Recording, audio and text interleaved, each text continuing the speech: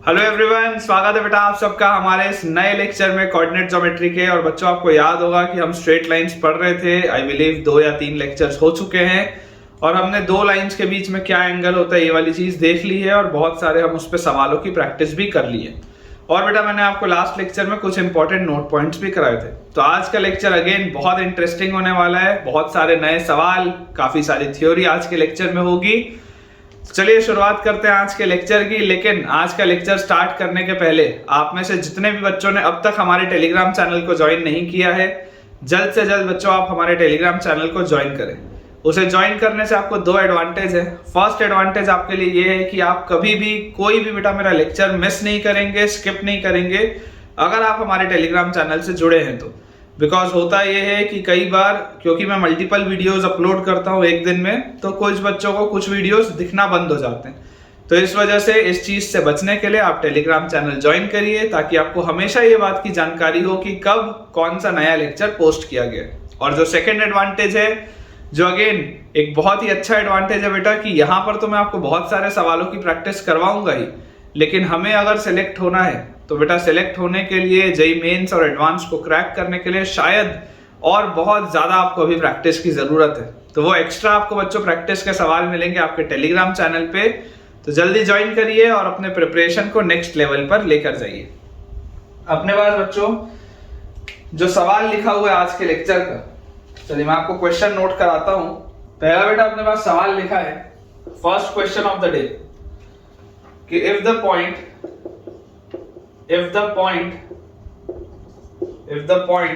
a comma a square, if the point a comma a square lies between the lines,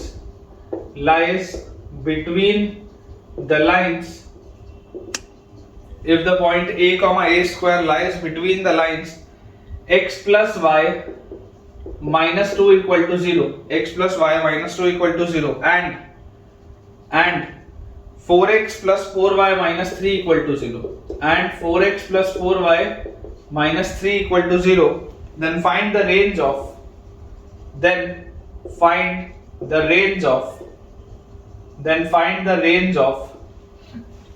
values of a, ये अपने पास बच्चों सवाल है कि if the point a comma a square lies between the lines x plus y minus 2 equal to 0 and 4x plus 4y minus 3 equal to 0, then find the range of the values of a। अब देखिए बेटा, आपको इसमें जो दिया है clearly आपको ये चीज देख के समझ में आना चाहिए कि ये दोनों लाइंस पैरेलल। कैसे पैरेलल है देखिए, हम इसको बेटा थोड़ा सा रीअरेंज करके लिख सकते हैं कि x plus y minus 2 equal to 0 लिखा है, और जो आपके पास लिखा हुआ है 4x plus 4y minus 3 equal to 0। अगर इस इक्वेशन को मैं पूरे को 4 से डिवाइड कर दूं तो ये आ जाएगा x plus Y minus 3/4 equal to 0। आप क्लियरली देख सकते हैं ये आपके पास पहला इक्वेशन है और बच्चों ये आपके पास दूसरा इक्वेशन है, और ये दोनों ही लाइंस जो है वो पैरेलल है, क्योंकि x और y का जो कोफिशिएंट है बच्चों वो दोनों में सेम है, सिर्फ ये कांस्टेंट टर्म अलग है दोनों में, बाकी तो पूरी चीज सेम है। अब हमें बोला जा रहा है कि अगर हमारे पास ये लाइन दी हुई है तो देखो, अगर आप रफली बच्चों इस लाइन को प्लॉट करोगे, तो देखो इसका आपको स्लोप क्या दिख रहा है, इसका आपको स्लोप दिखाई दे रहा है -1 और इसका इंटरसेप्ट क्या दिख रहा है, x इंटरसेप्ट और y इंटरसेप्ट दोनों +2 दिख रहा है। तो यार ये तो इस तरीके की लाइन है, ये इस तरीके की बेटा एक लाइन है अपने पास, ठीक है। और यहां पर आप बेटा ध्यान से देखिए, जैसे आप x को बेटा जैसे आप 0 रखेंगे तो y की वैल्यू 2 आएगी, फिर y को 0 रखेंगे तो x की वैल्यू 2 आएगी। वैसे यहां पर अगर आप x को 0 रखोगे तो y की वैल्यू 3/4 आएगी, और उसके बाद जब y को 0 रखेंगे तो x की वैल्यू 3/4 आएगी। तो हम बोल सकते हैं इस तरीके से हमारे पास ये 2 लाइंस होंगी, they are the 2 parallel lines. ये जो बाहर वाली लाइन है बच्चों, इसको आप मान लो this is your line L1 and this is your line L2। Clearly आपको दिख रहा है बाहर वाली जो लाइन है दिस विल बी L1 और ये जो अंदर वाली लाइन है this will B line L2। ये बात अपने को आती है समझ में, और लाइन का इक्वेशन हमारे पास दिया ही है, पैरेलल लाइन से आपको दिख ही रहा है। बोला जा रहा है बच्चों कि आपको रेंज ऑफ ए बताना है कि ए का क्या रेंज होगा if a, a² lies between the lines. अगर a, a² यहां अंदर कहीं पर है, if a, a² lies between the lines, अगर ये अंदर कहीं पर है तो इसके a की वैल्यूज क्या होंगी। तो मैं बच्चों अगर आपको फॉर लाइन L1 बोलूं, फॉर L1 तो फॉर L1 आप क्या बोल सकते हैं, L1 के लिए आप बोल सकते हैं ओरिजिन और a, a² दोनों एक साइड है ना। For L1 0, 0 and origin and a, a²। याद करिए लास्ट लेक्चर में बेटा मैंने आपको position of a point with respect to the straight line पढ़ाया है। Position of a point with respect to the straight line बच्चों मैंने आपको लास्ट लेक्चर में पढ़ाया। आपको क्लियरली दिख रहा है कि लाइन L1 के लिए ये a, a² और ओरिजिन दोनों लाइन के एक साइड पे लाई करेंगे। तो for L1 0, 0 and a, a² lies on the same side. इसका मतलब क्या है कि ये दोनों का साइन सेम होगा। इसका मतलब ये है कि ये दोनों का साइन सेम होगा। तो अगर बच्चों ये दोनों का साइन सेम होगा तो दोनों का प्रोडक्ट क्या होना चाहिए, पॉजिटिव होना चाहिए। तो जब आप 0, 0 इसमें डालेंगे L1 पे, तो 0, 0 डालते ही आपके पास आ जाएगा 0 + 0 - 2 मल्टीप्लाइड बाय a, a² जब डालेंगे तो a + a² - 2। This should be greater than 0। ये माइनस वाली चीज है, इसको आप यहां से हटा दोगे तो इनइक्वालिटी का साइन रिवर्स हो जाएगा। तो a² + a - 2 this will be less than 0, या a² + 2a - a, a² + 2a - a, तो +a - 2 this is less than 0। तो a + 2 multiplied by a - 1 is less than 0। Number line बच्चों अगर बनाएंगे -2 1 पॉजिटिव नेगेटिव पॉजिटिव, तो क्लियरली आपको यहाँ पर क्या दिखाई देता है, हमको बच्चों यहाँ पर दिखाई देता है दैट a बिलोंग्स टू -2 से 1। ये एक आंसर तो अपने पास आ गया कि आपके पास अगर बोल दिया गया है कि ये वाली लाइन के इस साइड है दोनों चीजें, तो यहां से आपके पास एक आंसर तो आ गया। अगर हम बच्चों L2 की बात करें, फॉर L2, तो L2 के लिए आप क्या बोल सकते हो, ओरिजिन और ये दोनों अलग अलग साइड है। तो 0, 0 origin and a, a² lies on opposite side. तो अगर बच्चों ये दोनों अलग अलग साइड हैं, तो यहां से हमको क्या चीज समझ में आती है कि अगर ऑपोजिट साइड में होंगे, इसका मतलब क्या हो जाएगा कि दोनों का जो प्रोडक्ट होगा वो नेगेटिव होगा। तो हमारे पास आ जाएगा बच्चों 0, 0 डालते ही 0 + 0 - 2 मल्टीप्लाइड बाय a प्लस, नहीं एक सेकेंड, ये वाली लाइन है ना L2, तो L2 अगर लाइन अलग है तो गलत लिख दिया यहाँ पे अपने पास आएगा बेटा 0 + 0 - 3/4 मल्टीप्लाइड बाय a, a² रखोगे तो a + a² - 3/4 this will be less than 0। ठीक है, नेगेटिव होगा ये, यहाँ पर ये पॉजिटिव था, यहाँ पर ये नेगेटिव हो जाएगा क्योंकि दोनों ऑपोजिट साइड्स में। -3/4 हटाओगे तो ये ग्रेटर देन 0 हो जाएगा, और यहाँ एलसीएम ले लो तो 4a² + 4a - 3 this will be greater than 0। 4a² + 4a - 3 will be greater than 0, क्योंकि नेगेटिव साइन यहां से हटाऊंगा तो ये साइन ऑफ इनइक्वालिटी बदलेगा।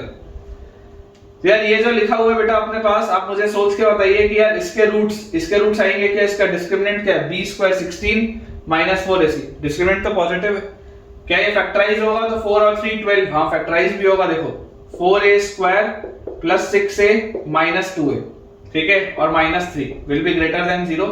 तो यहां से बच्चों अपने पास आ जाएगा 2a बाहर, अंदर यहां पर आ जाएगा 2a + 3 और -1 बाहर, तो फाइनली लिख देते हैं 2a - 1 × 2a + 3 this will be greater than 0। Number line अगर अपन बना ले तो यहां से बच्चों आपके पास क्रिटिकल पॉइंट आएगा -3/2, यहां से आपके पास क्रिटिकल पॉइंट आएगा half, this is positive negative and positive. Clearly हमको क्या दिखाई दे रहा है, अगर ग्रेटर देन 0 है तो ग्रेटर देन 0 के लिए आंसर आना चाहिए a बिलोंग्स टू -∞ से -3/2 यूनियन हाफ से इंफिनिटी, -∞ से -3/2 यूनियन हाफ से इंफिनिटी। अब आपको बच्चों दिखाई दे रहा है कि इस सवाल में आपके पास दो आंसर आ रहे हैं, एक ही केस था, ये एक ही केस था लेकिन आंसर दो आ रहे हैं। तो आपको इन दोनों का क्या लेना पड़ेगा, इंटरसेक्शन। कैसे इंटरसेक्शन लेंगे, तो इंटरसेक्शन लेने के लिए हमें क्रिटिकल पॉइंट्स को एक साथ प्लॉट करना पड़ेगा। सबसे पहले आएगा -2 के बाद हमारे पास आएगा -3/2, -3/2 के बाद हमारे पास आएगा हाफ, और हाफ के बाद लास्ट में आएगा 1। ये बोलता है -2 से लेकर 1 तक आपको जो लेना है वो ले लो, और ये बोलता है -∞ से -3/2 लो या हाफ से इंफिनिटी लो। तो अगर बच्चों आपको कॉमन देखना है दोनों में, तो जो फाइनल आंसर आपके पास आएगा common, that will B from -2 से लेकर -3/2 यूनियन हाफ से 1। ठीक है, फाइनल आंसर विल बी -2 से लेकर -3/2 यूनियन हाफ से लेकर 1 तक। ये अपने पास बच्चों फाइनल आंसर आ जाएगा, -2 to -3/2 बिल्कुल सही है, यूनियन हाफ टू 1 बिल्कुल करेक्ट है बेटा। तो position of a point with respect to line का मैं आपको कंसेप्ट समझा दिया हूं, ठीक है। ये कंसेप्ट पर बेटा सवाल बनते हैं, इनइक्वालिटीज के सवाल इस कंसेप्ट पर बहुत आसानी से बनते हैं। अगला बच्चों अपने पास क्वेश्चन लिखा हुआ है, a triangle ABC is formed, a triangle ABC is formed, a triangle ABC is formed by the lines, a triangle ABC is formed by the lines 2x minus 3y minus 6, 2x minus 3y minus 6 equal to 0 and 3x minus, यहाँ बीच में and मत लगाओ, 2x minus 3y minus 6 equal to 0, फिर अगली line है 3x minus y plus 3 equal to 0, और third line बच्चों अपने पास लिखी हुई है 3x plus 4y minus 12 equal to 0। Third line अपने पास लिखी है 3x plus 4y minus 12, 3x plus 4y minus 12 equal to 0। If the points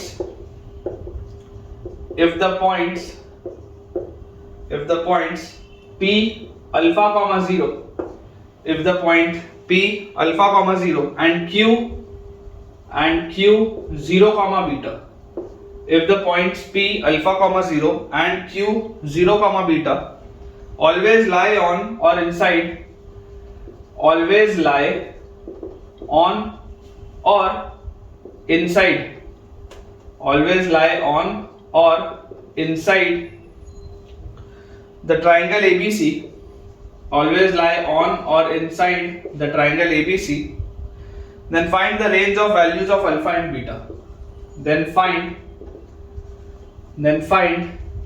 the range of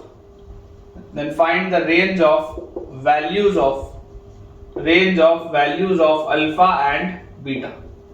ये अपने पास बच्चों सवाल लिखा है, देखो, a triangle ABC is formed by the lines 2x minus 3y minus 6 equal to 0, 3x minus y plus 3 equal to 0 and 3x plus 4y minus 12 equal to 0। ये तीन lines का यूज करते हुए एक ट्राइंगल बनाया गया, और फिर बोला जा रहा है कि अगर अल्फा कॉमा 0 और 0 कॉमा बीटा हमेशा ट्राइंगल के अंदर या ट्राइंगल के ऊपर लाई करता है, ऑन और इनसाइड द ट्राइंगल एबीसी, तो find the range of values of alpha and beta.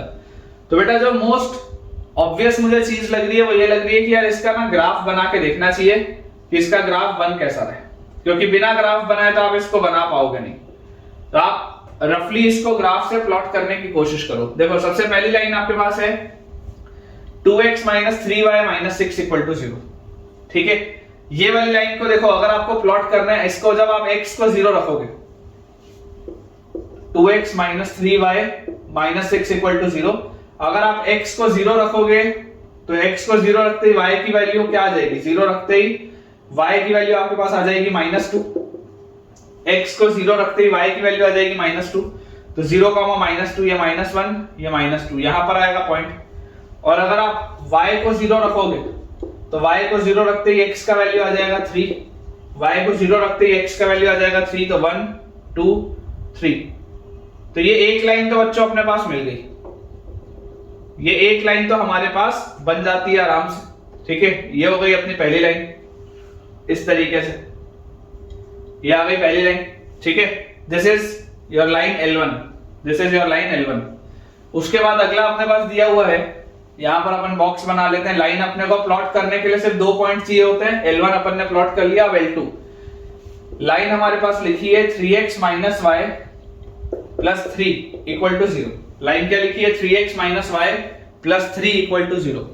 थोड़ा अगर बच्चों ध्यान से समझे, x को अगर मैं 0 रखूंगा, x को 0 रखते ही y मुझे क्या मिल रहा है 3, x को 0 रखते ही y 3, और अगर मैं y को 0 रखूंगा तो y को 0 रखते ही x की वैल्यू क्या हो जाएगी -1, y को 0 रखते ही x की वैल्यू हमारे पास क्या आ जाएगी -1। तो अपने पास जो बच्चों पॉइंट्स आएंगे, x की वैल्यू 0 पर y की वैल्यू 3 है, तो 1 2 3 यहां पर कहीं पे, और x की वैल्यू -1 पर y की वैल्यू 0, x की वैल्यू -1 पर y की वैल्यू है 0। तो अपने पास बच्चों जो दूसरी लाइन आ रही है, जो सेकंड लाइन अपने पास आ रही है, वो कुछ इस तरीके से आ रही है, ठीक है। ये this is your line L2, ठीक है। लाइन L2 भी अपन ने प्लॉट कर ली, ठीक है, अब लाइन L3 की अगर हम बात करें, देखिए लाइन किस तरीके से प्लॉट की जाती है मैं आपको वो भी सिखा रहा हूं। लाइन L3 अपने पास है 3x plus 4y, 3x plus 4y minus 12 equal to 0। तो जैसे ही आप x की वैल्यू 0 रखेंगे y की वैल्यू आपको 3 मिलेगी, और जैसे ही आप y की वैल्यू 0 रखेंगे तो x की वैल्यू आपको 4 मिलेगी। ठीक है क्या? तो यहां से बच्चों आपके पास देखो क्या चीज आ गई, जैसे ही हमने ये वाली चीज कर ली तो यहां से अपने पास आ जाएगा, यहां से बच्चों अपने पास पॉइंट आ जाएंगे, x की वैल्यू 0 पर y की वैल्यू है 3, तो अगेन यही वाला पॉइंट आएगा, 0 पर देखो y की वैल्यू 3 है, और y की वैल्यू 0 पर x की वैल्यू है 4, y की वैल्यू 0 पर x की वैल्यू आपके पास आ रही है 4, ये आपके पास आ रहा है।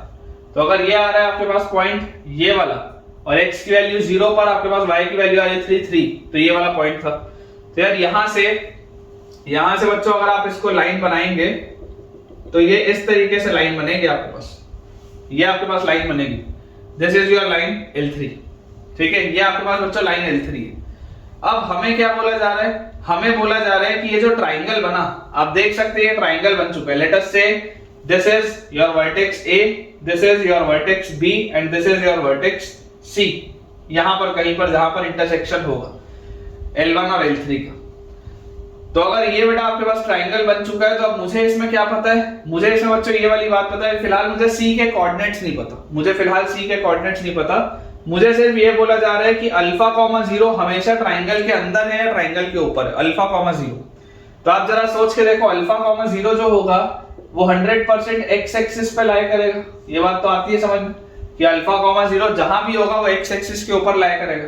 तो अगर बेटा ये एक्स एक्सिस के ऊपर लाई करेगा तो इस ट्राइंगल के अंदर एक्स एक्सिस तुम्हारी कहां से कहां वेरी कर रही है, -1,0 से लेकर 3,0 तक ही तो एक्स एक्सिस है तुम्हारी, ये इतनी तो एक्स एक्सिस है ट्राइंगल के अंदर। अगर इसके इधर जाएगा तो ट्राइंगल के बाहर, इसके इधर जाएगा तो भी ट्राइंगल के बाहर, मतलब ट्राइंगल के अंदर तुम्हारे एक्स एक्सिस का वेरिएशन सिर्फ -1 से लेकर 3 तक है। मतलब मैं ये गारंटी से बोल सकता हूं कि अल्फा जो होगा वो 100% -1 से 3 के बीच में होगा। अल्फा -1 से लेकर 3 के बीच में ही होगा, उसके इधर उधर नहीं जा सकता। -1 हो सकता है ट्राइंगल के ऊपर आएगा, 3 हो सकता है ट्राइंगल के ऊपर आएगा, लेकिन -1 से उधर और 3 के इधर काम नहीं चलेगा। इसके बाद 0, बीटा, ये बात 100% श्योर है कि 0, बीटा जो होगा वो y एक्सिस पे लाई करेगा, 0, बीटा जो होगा वो y एक्सिस पे लाई करेगा, आप देख लो।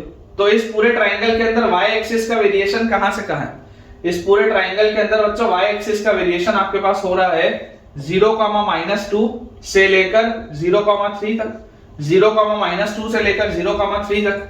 तो आपके पास 100% बीटा जो होगा उसका वेरिएशन आ जाएगा फ्रॉम -2 to 3, बीटा का बच्चों वेरिएशन आपके पास आ जाएगा फ्रॉम -2 से लेकर 3 तक। तो ये आपका आंसर होना चाहिए। ठीक है, अच्छे सवाल है ये, ऐसे सवाल आ जाते हैं कभी कभी जेईई मेंस में। अल्फा का बच्चों वेरिएशन आपके पास आ जाएगा फ्रॉम -1 to 3, बिल्कुल सही है, अल्फा का वेरिएशन देख लीजिए फ्रॉम -1 to 3, एंड बीटा का जो वेरिएशन आएगा that will B from -2 to 3, बिल्कुल सही है।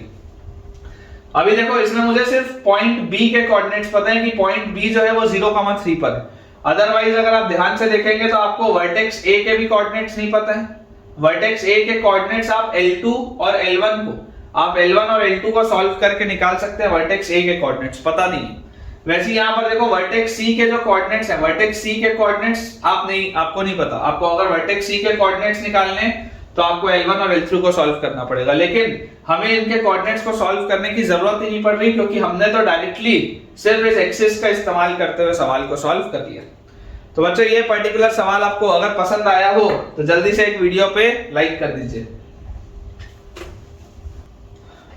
ठीक है बेटा, नेक्स्ट अपन अब टॉपिक देखते हैं अपना। नेक्स्ट टॉपिक है length of perpendicular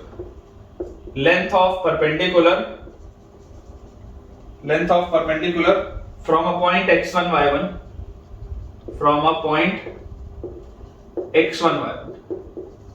length of a perpendicular from a point x1 y1 on a line ax plus by plus c equal to 0, on a line ax plus by plus c equal to 0, length of the perpendicular from a point on a line ax plus by plus c equal to 0। या इस topic को बेटा आप और दूसरे नाम से बोल सकते हैं distance between a point and a line, distance between a point and a line, दोनों एक ही बात है, दोनों एक ही बात है, ठीक है। क्योंकि डिस्टेंस जब आप एक पॉइंट का एक लाइन से निकालते हैं तो ऑब्वियसली आप शॉर्टेस्ट डिस्टेंस की बात करते हैं। किस तरीके की इसमें मैं चीज बोल रहा हूं मैं आपको बता देता हूं कि आप इमेजिन करिए आपके पास बेटा ये एक लाइन दी हुई है which is ax plus by plus c equal to 0 और हमारे पास एक पॉइंट है x1 y1। तो हमसे पूछा जा रहा है कि अगर इसके बीच का डिस्टेंस d है तो d की वैल्यू क्या होगी, ये सवाल, ठीक है। ये अपने पास बच्चों सवाल दिया हुआ है कि शॉर्टेस्ट डिस्टेंस जो होता है, शॉर्टेस्ट डिस्टेंस जो होता है एक पॉइंट का एक लाइन से विच इज स्मॉल d जो परपेंडिकुलर भी होता है, अगर ये आपके पास पॉइंट x1 y1 है, लेट अस से दिस इज पॉइंट p, तो p की दूरी इससे कितनी होगी, इस तरीके का जो बेटा सवाल होता है इसमें अपने को ये टॉपिक यूज आता है। अभी इसका डेरिवेशन हम करेंगे, पहले मैं आपके लिए रिजल्ट लिख देता हूं कि d will be equal to ax1 plus by1 plus c upon root over a square plus b square, और क्योंकि हमें पता है कि ये जो d होता है वो हमेशा पॉजिटिव होता है तो आप इस पे मॉड लगा लीजिए, ठीक है। हमने मॉड क्यों लगाया, mod because d is always positive, mod क्यों लगाया, mod because d is always positive, इसलिए हमने यहां पर मॉड लगा लिया, ठीक है।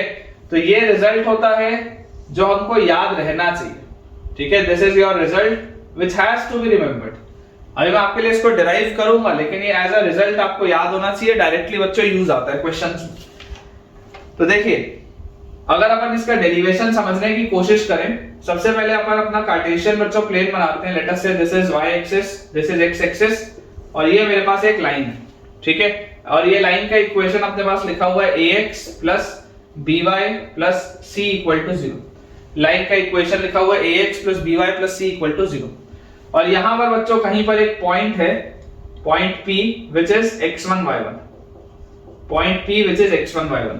तो हमें क्या निकालना है, हमें ये डिस्टेंस निकालना है d, है ना। पॉइंट का जब भी आप बच्चों डिस्टेंस निकालते हैं, लाइन से आप हमेशा शॉर्टेस्ट डिस्टेंस निकालते हैं और लाइन और पॉइंट के बीच का जो शॉर्टेस्ट डिस्टेंस होता है वो हमेशा ही परपेंडिकुलर होता है। तो मुझे इस चीज को निकालना है। अब अगर बेटा मुझे इस चीज को कैलकुलेट करके निकालना है तो मैं आपको बोलता हूं कि सबसे पहले आप मुझे ये कोऑर्डिनेट्स बताइए। आप बच्चों मुझे ये वाले कोऑर्डिनेट्स बताइए, इसको अपन मान लेते हैं पॉइंट A, इसको अपन मान लेते हैं बच्चों पॉइंट B। अब अगर मुझे इसको कोऑर्डिनेट्स इसके निकालने हैं, यहां पर इसको आप n मान लो जहां पर ये परपेंडिकुलर आपने ड्रॉप किया। तो अगर आपको A निकालना है तो x एक्सिस पे आपको पता है y कोऑर्डिनेट 0 होता है। y को अगर आप 0 रखोगे तो x की वैल्यू आपके पास आ जाएगी -c/a, मतलब कि इसका कोऑर्डिनेट आ जाएगा -c/a, 0। इसका कोऑर्डिनेट हमारे पास आ जाएगा -c/a, 0। वैसे अगर मुझे b का कोऑर्डिनेट निकालना है तो b का कोऑर्डिनेट निकालने का तरीका क्या होता है, b का बच्चों कोऑर्डिनेट अगर आपको निकालना होगा तो ये y एक्सिस पे लाई कर रहा है, y एक्सिस पे x कोऑर्डिनेट 0 होता है। x को अगर आप 0 रखोगे तो y की वैल्यू आ जाएगी -c/b, this will B 0, -c/b। ये अपने पास आ गया, ठीक है। a और b के हमारे पास कोऑर्डिनेट्स आ गए। अब बेटा अगर मैं आपको ये बोलूं कि हम ऐसा करते हैं a से p को और b से p को ज्वाइन कर लें, अगर हम a से लेकर p तक और b से लेकर बच्चों p तक ज्वाइन कर लें तो हमें जो बात समझ में आनी चाहिए वो ये है कि area of triangle ABP, area of triangle ABP क्या होगा, area of triangle ABP will be half base into height, तो हाफ इनटू बेस इसका कितना है AB, बेस है AB जो आप डिस्टेंस फॉर्मूला से निकाल सकते हो, बेस है बच्चों AB जो आप डिस्टेंस फॉर्मूला से निकाल सकते हो, और इसकी हाइट है D, इसकी हाइट है D जो D मुझे कैलकुलेट करना था। तो मुझे यहां पर देखो पता है AB क्या होगा, AB will be root over distance formula अगर लगाऊंगा तो 0 माइनस c/a का होल स्क्वायर, मतलब c²/a² प्लस -c/b -0 का होल स्क्वायर, मतलब c²/b², यही आएगा AB का वैल्यू। तो यहां से बच्चों आपके पास ये चीज आ जाएगी, c तो आप निकाल लो बाहर और अंदर आपके पास आ जाएगा a² + b²/a²b², तो this will be root over a² + b²/ab, ये चीज आएगी अपने पास रूट ओवर a² + b²/ab। ये जो a² b² नीचे होगा वो भी बाहर आ जाएगा। तो अपने पास एरिया इसमें आ कितना रहा है देखियो, हाफ इनटू बेस आ जाएगा c root a² + b² by ab into height आ जाएगी d, ये अपने पास आएगा एरिया ऑफ ट्राइंगल एबीपी। और यही चीज को बच्चों अगर मैं समझाने की आपको कोशिश करूं कि यार एरिया ही तो निकालने का एक तरीका डिटर्मिनेंट भी होता है, एरिया को ही तो निकालने का एक तरीका डिटर्मिनेंट भी होता है, तो also area of triangle ABP, also area of triangle ABP बताओ किसके बराबर होगा, half into modulus of determinant of x1 y1 1, x1 y1 1, 0 minus C by B और 1, 0 माइनस सी बाई बी और 1, माइनस सी बाई ए 0 और 1, ये चीज आएगी अपने पास। तो यार यहां से मेरे पास ये कितना आ रहा है, हाफ और मॉड ऑफ x1 के साथ minus C by B into 1 is minus C by B, ठीक है। और फिर 0 से तो मतलब नहीं है, फिर माइनस y1 इंटू 0 इंटू 1 खत्म, minus C by into 1 is C by, और प्लस 1 इंटू 0 इंटू 0 खत्म, और माइनस सी बाई और सी बाई बी, तो आ जाएगा आपके पास minus C square by A B और मॉड क्लोज। ये आ रहा है अपने पास एरिया, ठीक है। इसको बच्चों थोड़ा सा अपन क्लियर करते हैं ताकि सॉल्व आराम से कर पाए। देखिए बेटा, जैसे आपके पास ये रिजल्ट आया तो हम इसको लिख लेते हैं थोड़ा अच्छे से कि half into modulus of minus C x1 by B, minus C x1 by B, फिर minus C y1 by A, minus C y1 by A, और उसके बाद है minus C square by A B, minus C square by A B, and this is equal to हमारे पास क्या लिखा है, half into C into root of A square plus B square, root of A square plus B square by A B और into D. ये अपने पास लिखी है पूरी चीज, क्लियरली मुझे दिखाई दे रहा है, हाफ से हाफ तो कटेगा, ये एक सी से ये एक सी, ये वाला सी और ये वाला सी, ये भी कट जाएगा, ठीक है। और अपन ऐसा करते हैं बेटा, आप इसको ऐसे लिख लो, देखो यहां से अगर आप ध्यान से देखेंगे तो आपको ऐसा दिखेगा कि यार एलसीएम अगर अपन ए बी ले लें तो यहां पर आप एक ए लिखोगे तो यहां भी एक ए आएगा, यहां अगर आप एक बी लिखोगे तो यहां भी एक बी आएगा, पूरे के नीचे ए बी दिख रहा है, तो ये जो पूरे के नीचे ए बी था वो इस ए बी से कटेगा। तो फाइनली अपने पास लिखा क्या है, फाइनली बच्चों अपने पास लिखा हुआ है mod of minus A x1 minus B y1 minus C, ये ऊपर मॉड में लिखा है, ठीक है, minus A x1 minus B y1 minus C, नीचे का पूरा कट गया, हाफ से हाफ कट गया, divided by root over A square plus B square, ये आ रहा है डी के बराबर। या यही तो लिखा है, मॉड के अंदर वो माइनस भी दिख रहा है, माइनस पूरे में से कॉमन ले लो, तो माइनस अगर पूरे में से कॉमन ले लोगे तो मॉड लगाया क्यों था, मॉड इसीलिए तो बेटा अपन ने लगाया था कि आपके पास ये आ जाए A x1 plus B y1 plus C upon root over A square plus B square, this is equal to D, है ना। मॉड भी आप चाहो तो बच्चों पूरे में लगा लो, हालांकि डिनोमिनेटर तो आपको पता ही है कि पॉजिटिव ही है ना, डिनोमिनेटर आपको बच्चों दिख रहा है कि पॉजिटिव है, लेकिन कोई बात नहीं, डिनोमिनेटर तो आपको दिख ही रहा है पॉजिटिव ही है, तो सेम रिजल्ट आ गया, देख लो A x1 plus B y1 plus C upon root over A square plus B square. तो इसको याद रखने का तरीका क्या होता है, x1, y1 आपका पॉइंट है और ये आपकी लाइन है, तो सबसे पहले आप x1 y1 इसमें डाल दो, तो a x1 plus b y1 plus c आ जाएगा, और उसको आप डिवाइड कर दो with coefficient of x and coefficient of y के स्क्वायर से, कोफिशिएंट ऑफ x के स्क्वायर से एंड कोफिशिएंट ऑफ y के स्क्वायर से बच्चों आप इसको डिवाइड कर दीजिए, तो ये आपके पास रिजल्ट आ जाएगा जो आपको याद होना चाहिए, ठीक है। इसमें बहुत अच्छे अच्छे सवाल बनते हैं। चलिए इसको क्लियर करते हैं बेटा, अब कुछ और काम की चीजें अपन देखते हैं।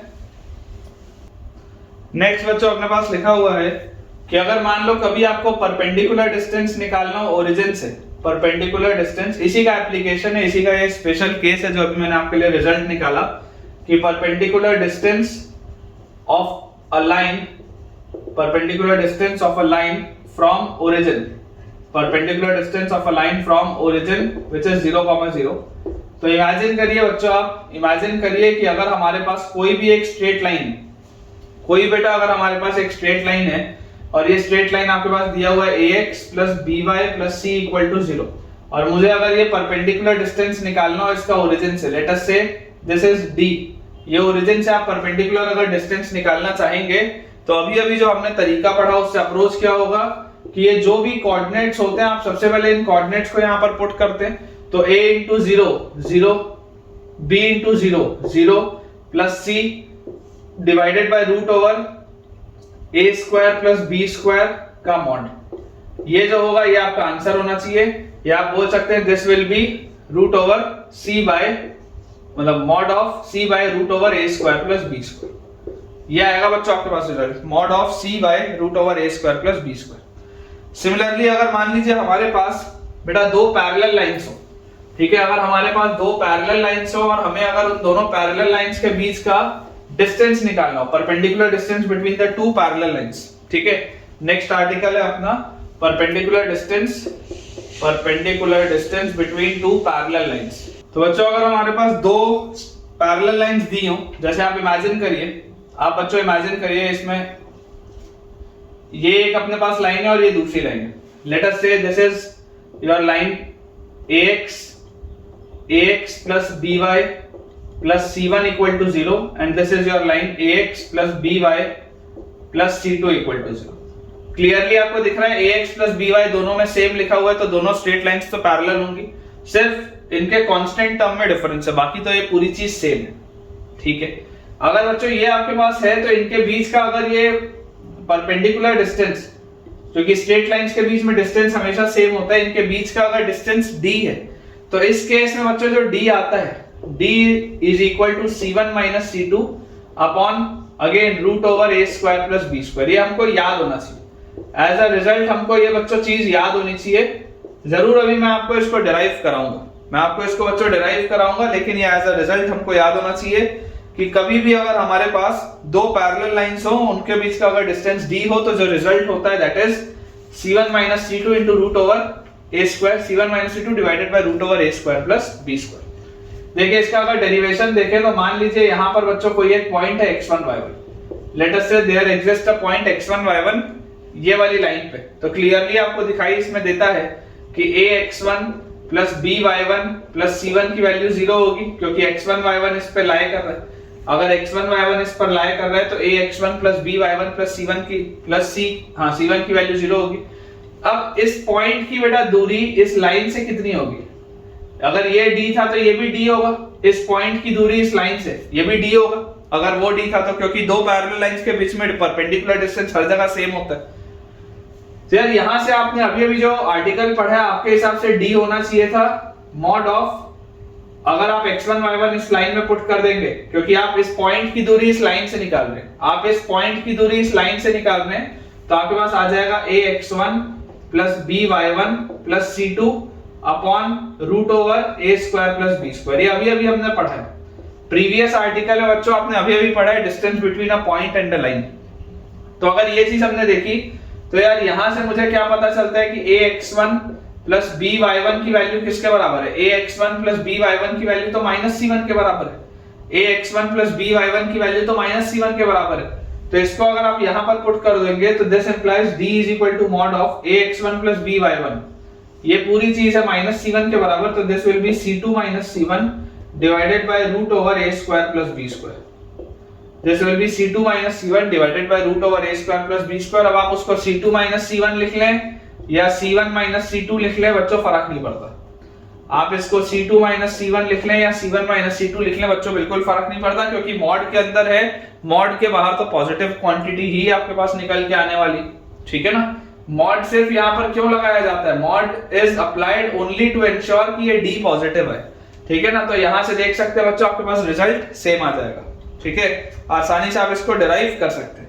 बस इसमें एक इंपॉर्टेंट नोट पॉइंट है जो आपको लिखना है कि प्लीज एंश्योर या ऑलवेज एंश्योर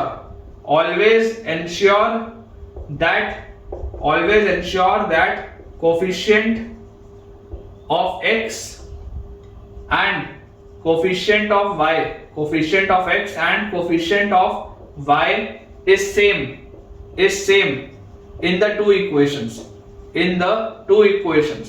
मतलब कि जो भी आप दो इक्वेशंस लिख रहे हैं, जो भी बच्चा आप दो इक्वेशंस लिख रहे हैं, ये दोनों इक्वेशंस में x का कोफिशिएंट और y का कोफिशिएंट सेम होना चाहिए। इन दोनों ही इक्वेशंस में ये वाला जो हिस्सा दिखता है ना ax प्लस by वाला, ये वाला जो बच्चों पोर्शन दिखता है, ये दोनों ही हिस्सों में आपको सेम मिलना चाहिए, हमको ये चीज इंश्योर करनी है। तो बेटा अब इसके बाद लगभग 5-6 अपने पास सवाल हैं, अपन उन 5-6 सवालों को करते हैं जो इसी कंसेप्ट पर बेस्ड हैं। क्वेश्चन बच्चों अपने पास लिखा है, बहुत आसान सा सवाल है। पहला सवाल है बहुत आसान सा है कि अगर आपके पास दो स्ट्रेट लाइंस दी हुई हैं, अगर बच्चों हमारे पास दो स्ट्रेट लाइंस दी हुई हैं, एक लाइन है x plus Y plus 1 is equal to 0 और दूसरी लाइन अपने पास लिखी हुई है 2x plus 2y plus 10 is equal to 0। पहली लाइन है x plus Y plus 1 equal to 0 और दूसरी लाइन है 2x plus 2y plus 10 equal to 0।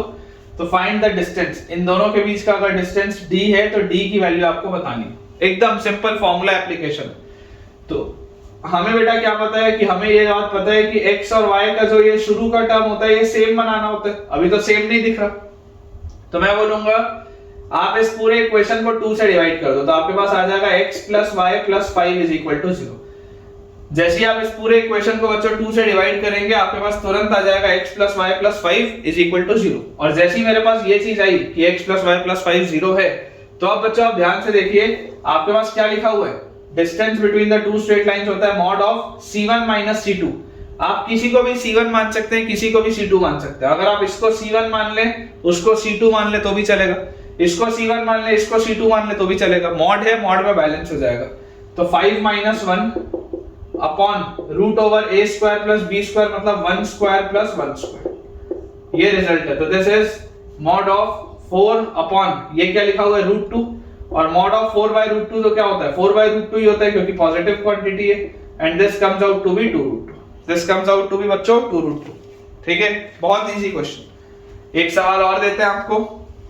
Question लिखा है if p is the perpendicular distance, if p is the perpendicular distance, if p is the perpendicular distance, if p is the perpendicular distance drawn from the origin, drawn from the origin, drawn from the origin, p is the perpendicular distance drawn from the origin on the line whose intercept, on the line whose intercept, on the line whose intercept on coordinate axis are, whose intercept on coordinate axis are, whose intercept on coordinate axis are a and b, a and b, whose intercept on coordinate axis are a and b, prove that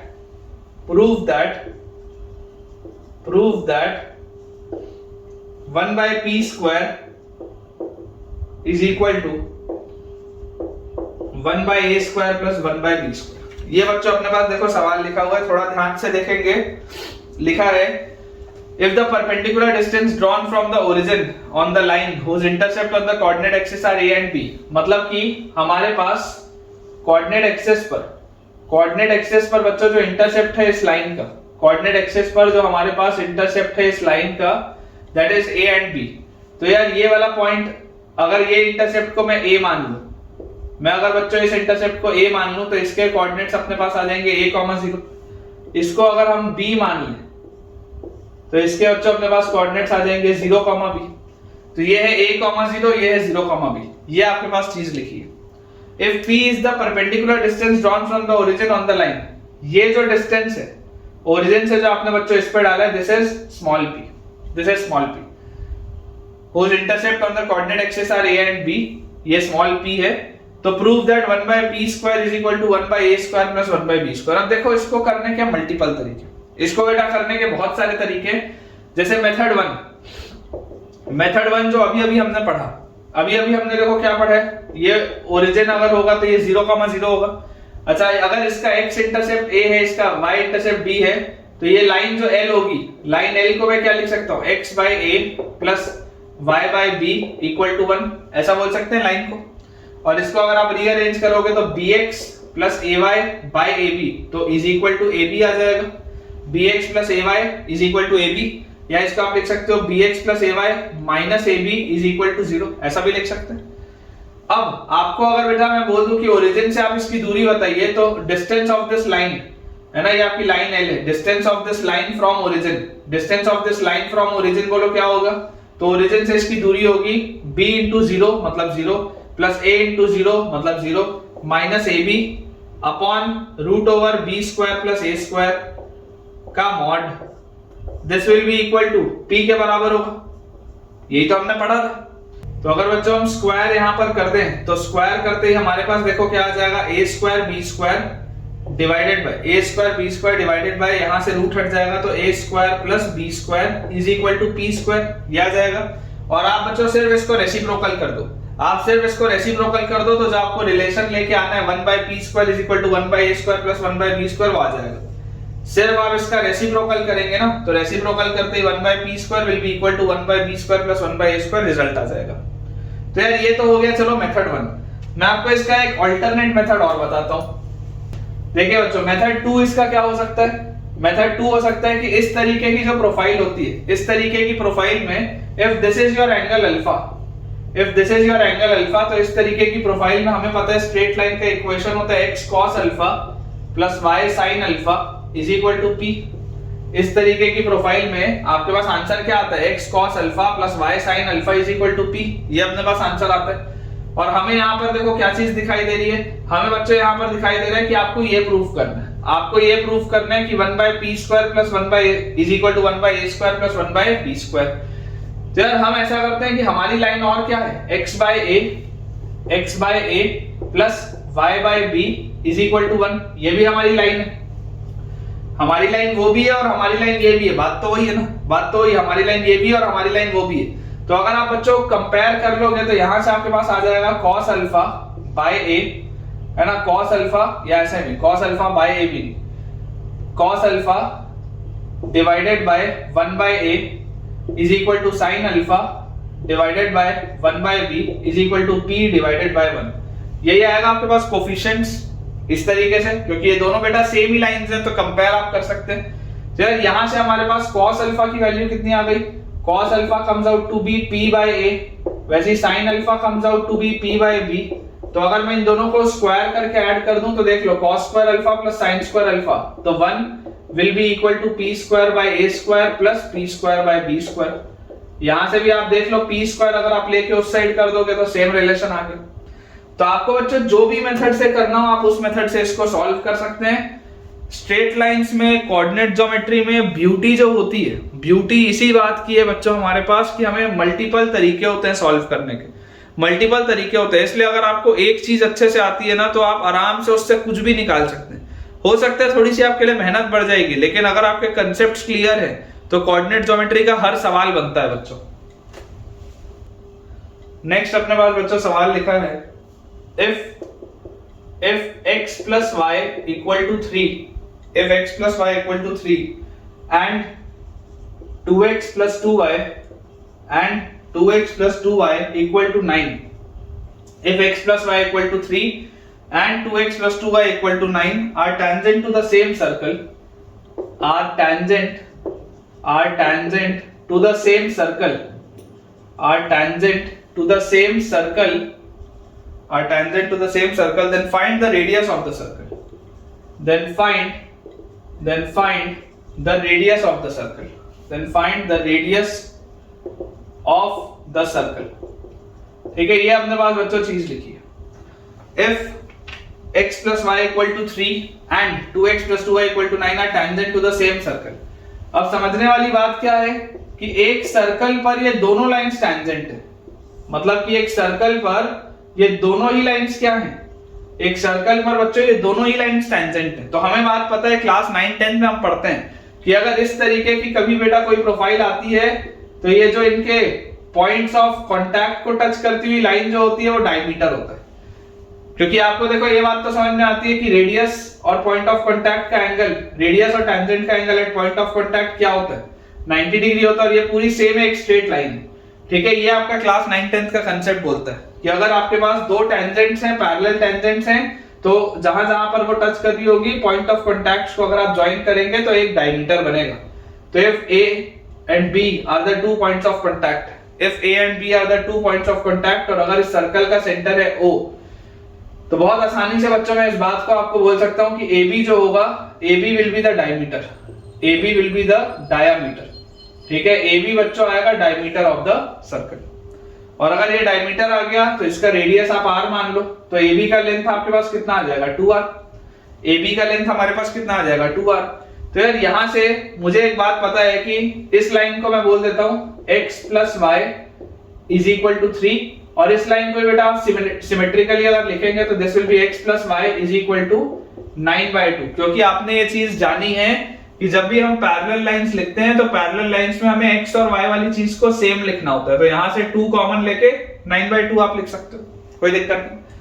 तो यार 2r की value क्या होगी, मेरा concept तो ये बोलता है कि 2r will be mod of c1 minus c2, ठीक है। c1 माइनस c2 जैसे ही आप बच्चों करोगे तो आपके पास आ जाएगा 3 minus 9/2 upon root over a square plus b square, तो root over 1 square plus 1 square, ये अपने पास होना चाहिए। तो 2r will be 2 into 3 6 minus 9 minus 3/2, तो माइनस 3/2 का मॉड होता है 3/2, और नीचे अपने पास जो लिखा हुआ है दैट इज रूट 2। तो ये वाला बेटा 2 भी अगर आप नीचे ले आओगे तो फाइनली रेडियस आपके पास आ जाएगा 3/4 रूट, ठीक है। रेडियस ऑफ द सर्कल ही हमको निकालना भी था, रेडियस ऑफ द सर्कल बच्चों आपके पास आ जाएगा 3/4 रूट, बिल्कुल सही। बहुत आसान सा सवाल था यार ये तो। चलो नेक्स्ट क्वेश्चन देखते हैं। लिखा है बच्चों अपने पास कि if the straight line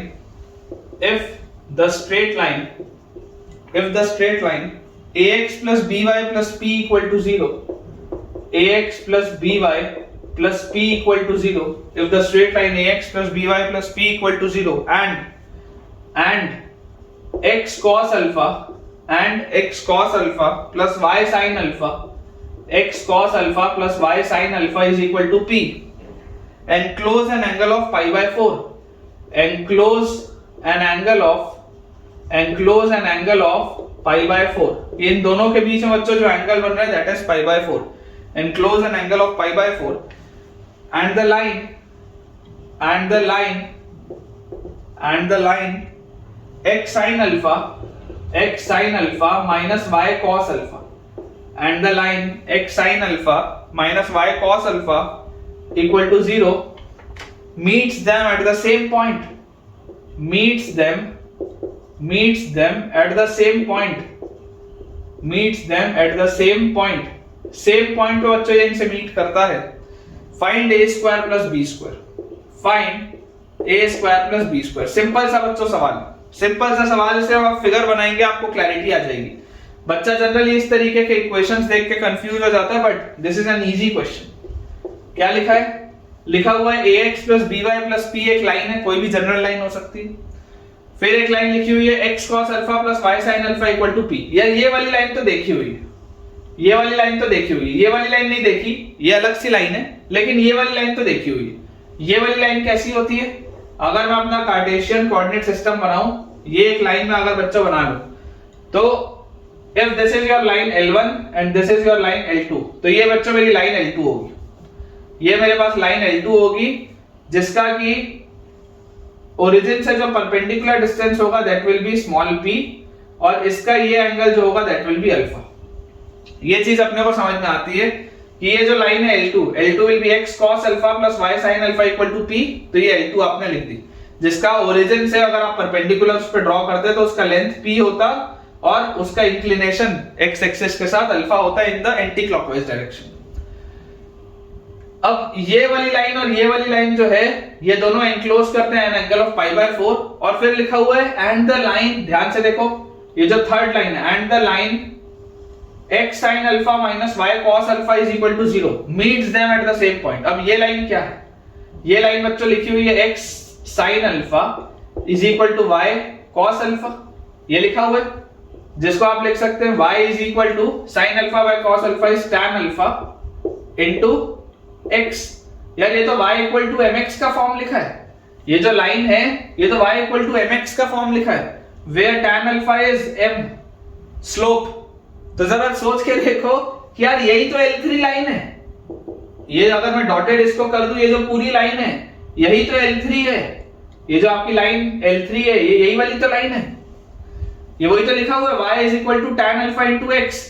अगर आपके पास कांस्टेंट टर्म मिसिंग होता बेटा, आप स्ट्रेट लाइन इतने दिन से पढ़ रहे हैं, आपको पता है if constant term is not there this line must pass through origin, this line must pass through origin, क्योंकि इसमें कांस्टेंट टर्म तो है ही नहीं, तो ओरिजिन से पास करेगा, और y इक्वल टू mx है, ओरिजिन से पास हो रहा है, m क्या है tan अल्फा, मतलब कि इसका स्लोप है tan अल्फा, तो अगर इसका स्लोप tan अल्फा है तो इसका एंगल ऑफ इंक्लिनेशन अल्फा होगा।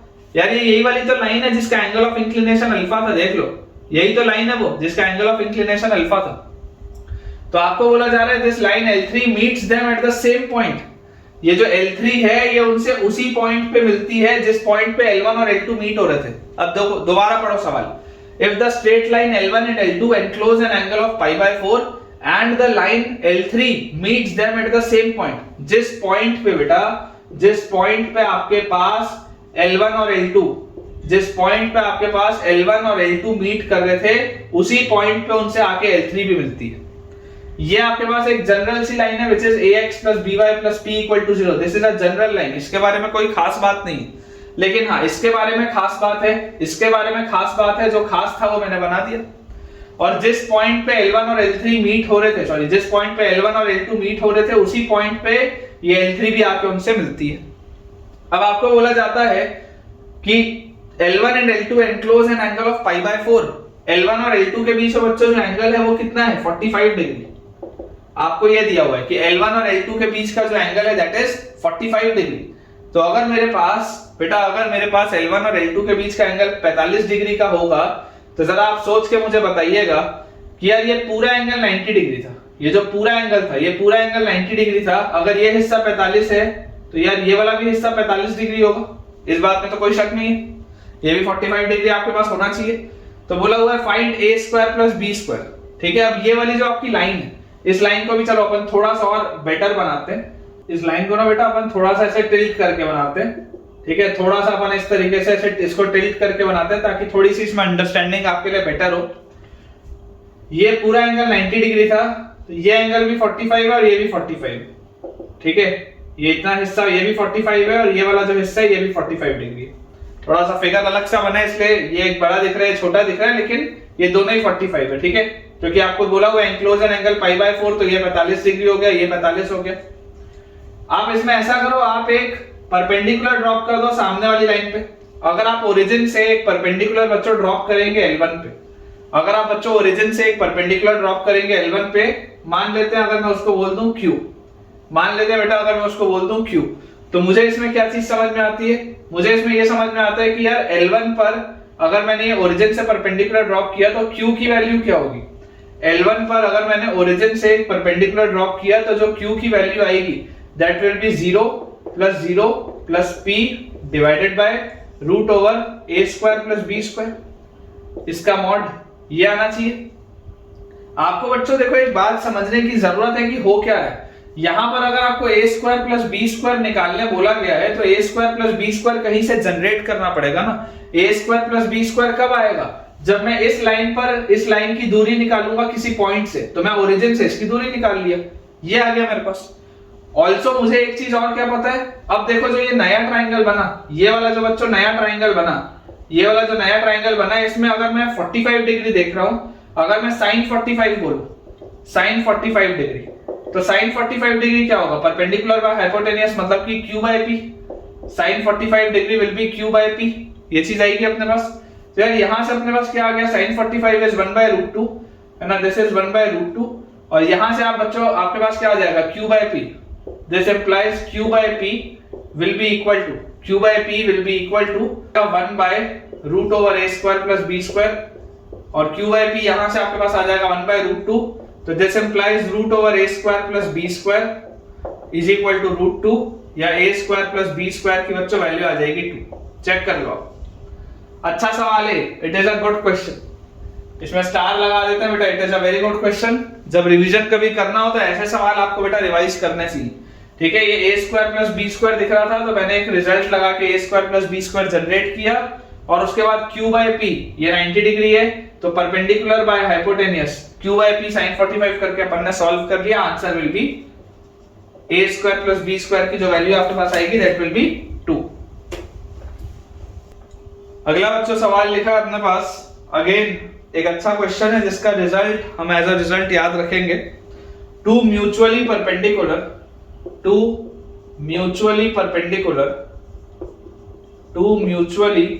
perpendicular lines are drawn through two mutually perpendicular lines are drawn through the point 1, 2 are drawn through the point 1, 2 and enclose an isosceles triangle and enclose an isosceles triangle and enclose an isosceles triangle together with the line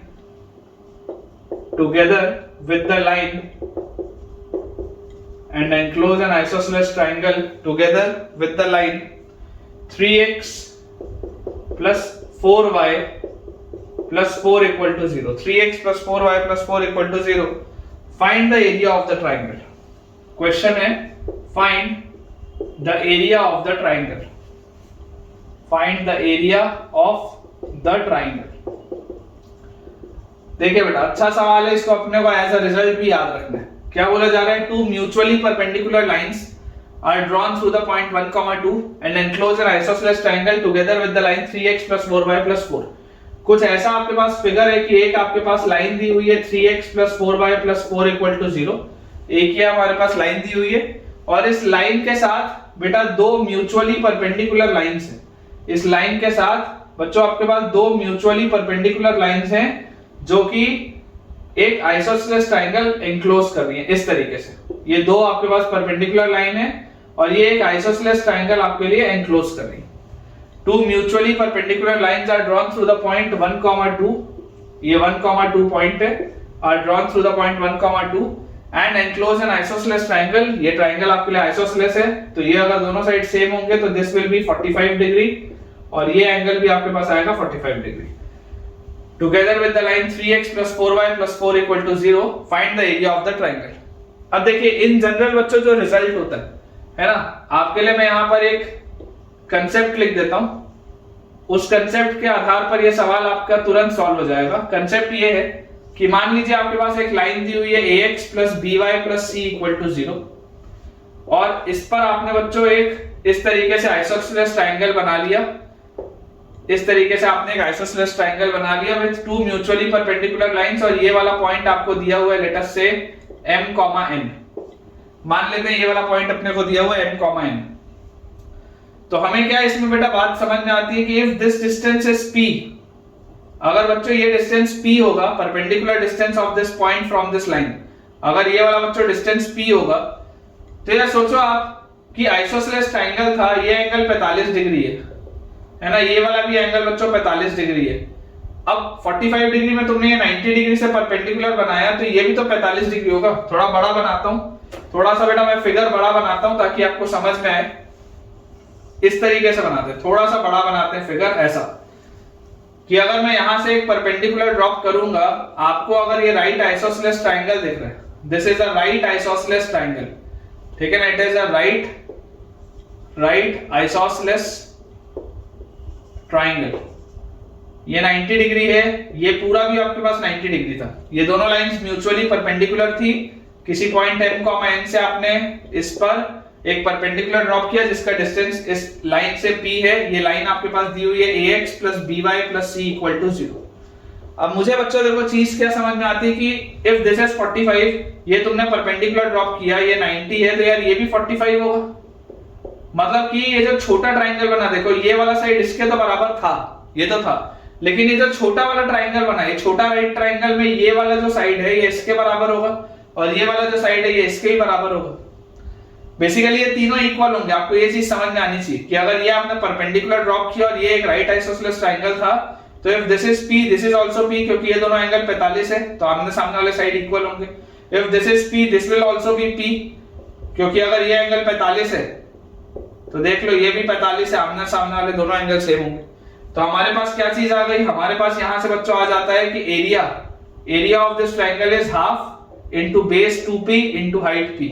यार area तो इसका p square आ रहा है, where p is the perpendicular distance of the point from the line, where p is the perpendicular distance, where p is the perpendicular distance of the point, perpendicular distance of the point m, n from the line m comma n from the line ax plus by plus c equal to 0, ये अपने पास दिए।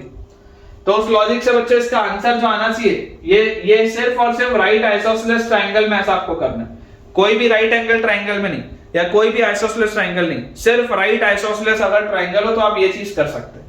तो इसका answer जो आएगा that will be if this is distance d, तो d की value कितनी आएगी, d will be mod of 1, 2 से इसका distance will be 3 into 1 plus 4 into 2 plus 4 divided by root over a square plus b square is 3 का square 9, 4 का square 16, 3 का square 9 और 4 का स्क्वायर 16, इसका मॉड। तो यहां से अपने पास कितना आ गया, 3 और 4 2 8, 8 और 4 12, 12 और 3 इज 15 डिवाइडेड बाय 16 और 9 25 का 5। इसका मॉड तो लिखने की जरूरत नहीं, तो डिस्टेंस इसका आ गया 3, और अगर d की वैल्यू 3 आई तो आंसर क्या होता है, ये डिस्टेंस का स्क्वायर होता है। तो एरिया ऑफ ट्रायंगल, एरिया अपने पास कितना आएगा, 3 का square is 9 square units, area अपने पास बच्चों आ जाएगा 9 स्क्वायर यूनिट्स, देख लीजिए। ठीक है, अगेन बहुत अच्छा सवाल है, स्टार लगा लेंगे, और इस कंसेप्ट के लिए बेटा आप स्टार लगा लेंगे। ये कंसेप्ट मैं आपको इस सवाल के थ्रू सिखाना चाहता था। एरिया अपने पास आ जाएगा 9। अगर आपको थोड़ी भी इसमें बच्चों दिक्कत आ रही होगी आप कमेंट से पूछ सकते हैं। नेक्स्ट बेटा अगेन एक बहुत इंपॉर्टेंट अपने पास रिजल्ट है, स्टार लगा लेते हैं, ठीक है ना, लिख लेते हैं for the figure find a condition in P1 and P2, find a condition in P1 and P2 such that, find a condition in P1 and P2 such that, find a condition in P1 and P2 such that the parallelogram becomes a rhombus, parallelogram becomes a rhombus, parallelogram जो है बच्चों वो rhombus में convert हो जाए, इसके लिए आपको कंडीशन बतानी है। मैं आपके लिए फिगर इसमें बेटा बना देता हूं। फिगर अपने पास इस तरीके से दिया हुआ है, ये आपके पास है पैरेललोग्राम, ठीक है, ये अपने पैरेललोग्राम में this is A, this is B, दोनों के बीच का एंगल है थीटा, ये आपने परपेंडिकुलर ड्रॉप किया P1 और इसको आपने ऐसे एक्सटेंड किया पीछे, तो ये आपके पास परपेंडिकुलर है P2, ठीक है, ये अपने पास बेटा फिगर। और इस फिगर में आपको बोला जा रहा है कि ऐसी कौन सी कंडीशन हो P में, P1 और P2 में सच दैट कि ये जो पैरेललोग्राम है ये रोम्बस में कन्वर्ट हो जाए। तो देखिए बच्चों आपको एक चीज समझ में आनी चाहिए कि यार if this is A, this is also A and if this is B, this is also B, ये बात तो क्लियर है। तो हमें एक बात समझ में आती है कि एरिया क्या होता है, area of the parallelogram is a into P1 base into altitude, तो a P1 होता है इसका एरिया, या इसका एरिया आप बोल सकते हैं b into P2 भी आप बोल सकते हैं, area can be b into P2 also, ये बात भी आती है समझ में कि एरिया हमारे पास b into P2 भी हो सकता है। तो यहां से देखो आपके पास क्या आ जाएगा, यहां से बच्चों आपके पास आ जाएगा P1 by P2 is equal to b by a, ये आ जाता है result, P1 by P2 is equal to b by a। ये सेम रिजल्ट आप और कैसे निकाल सकते हैं, आप यहां से भी देख सकते हैं। देखो साइन थीटा अगर आप लिखोगे तो साइन थीटा आप क्या लिखोगे, sine theta will be perpendicular upon hypotenuse, तो P1 by b, और यहां पे भी देखो अगर ये वाला एंगल थीटा है, ये लाइन इसके पैरेलल है, ये ट्रांसवर्सल है, दिस इज एंगल थीटा, तो ये जो छोटा सा एंगल है बच्चों ये भी थीटा होगा, तो यहां से साइन थीटा आपके पास क्या आ जाएगा, परपेंडिकुलर अपॉन हाइपोटेन्यूज, तो P2 by a आ जाएगा, this will B P2 by a। तो यहां से भी आप देख लो सेम रिजल्ट आ जाएगा, P1 by P2 will be b by a, ये बात तो clear. Now for a rhombus के लिए हम क्या जानते हैं कि एडजॉइनिंग जो एडजेसेंट साइड्स होते हैं वो इक्वल होते हैं, तो रोम्बस के लिए a must be equal to b। अगर आप इस रोम्बस की बच्चों बात करेंगे तो a और b सेम हो जाएगा, तो देयरफॉर P1 by P2 जो होगा that will be a by b, अगर सेम हो गया तो 1, तो this implies P1 will be equal to P2। जो अपने पास सवाल था कि for the figure find a condition in P1 and P2 such that the parallelogram becomes a rhombus, तो आपके पास P1 और P2 क्या होने चाहिए, सेम होने चाहिए। वेयर P1 एंड P2 क्या है बेटा, P1 and P2 are the perpendicular distance, P1 and P2 are the perpendicular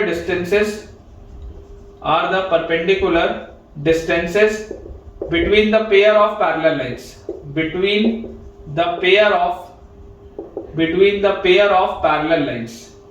ठीक है क्या? देख लो, ये जो पैरेलल लाइंस का बच्चों पेयर है, ये वाला जो पैरेलल लाइंस का पेयर है इसके बीच का डिस्टेंस P1 है, और ये वाला जो आपके पास पैरेलल लाइंस का पेयर है इसके बीच का जो डिस्टेंस आपके पास P2। तो ये चीज अपने पास दी हुई है। तो आप एक स्टेटमेंट भी लिख सकते हैं बेटा, आप एक स्टेटमेंट भी लिख सकते हैं कि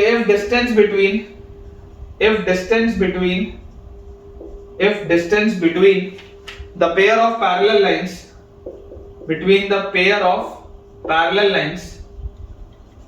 distance between the pair of parallel lines is same then the parallelogram becomes a rhombus। मतलब कि अगर आपको कभी भी किसी पैरेललोग्राम को रोम्बस में कन्वर्ट करना है तो एडजेसेंट साइड्स इक्वल तो होंगे, तब तो ऑब्वियसली हो ही जाएगा। लेकिन अगर मान लो बच्चों दो आपके पास पेयर ऑफ स्ट्रेट लाइंस जो आपकी होती है, पैरेलल लाइंस होती हैं, अगर उनके बीच का परपेंडिकुलर डिस्टेंस भी सेम हो गया, अगर आपके पास बच्चों दो पेयर ऑफ पैरेलल लाइंस जो होती है अगर उसके बीच का डिस्टेंस भी सेम हो गया तो ऑटोमेटिकली जो आपका पैरेललोग्राम होगा that will be converted into a rhombus. ठीक है बच्चों, विद दिस हम अपने आज के लेक्चर के एंड पे पहुंच चुके हैं और मुझे पूरी उम्मीद है कि आपको आज का लेक्चर बहुत पसंद आया होगा, आपने काफी कुछ नया सीखा होगा।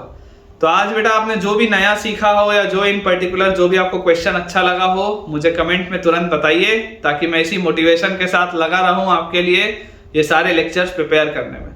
अगर आपको बच्चों आज का वीडियो पसंद आया है तो वीडियो को लाइक करें, चैनल को सब्सक्राइब करें और दोस्तों के साथ इस वीडियो के लिंक को शेयर भी करें ताकि उनकी पढ़ाई भी और अच्छे तरीके से हो पाए। Thank you.